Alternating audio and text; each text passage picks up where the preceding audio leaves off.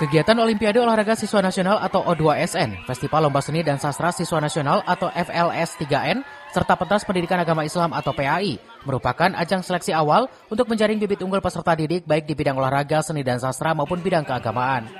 Selama kegiatan berlangsung, para peserta didik menampilkan bakat, kreativitas, serta kemampuan terbaiknya.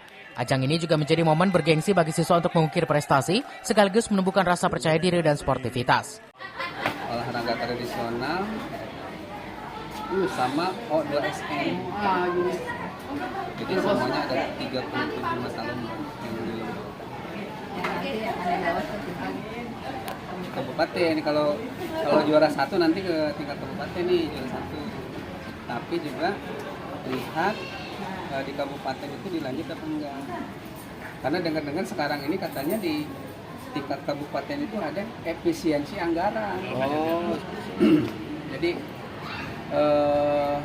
kalau dulu kan ada dari APBD katanya ya. Nah, tahun 2026 itu nggak ada. Dari Kelapa Nunggal, Kabupaten Bogor, Edi Junaidi melaporkan.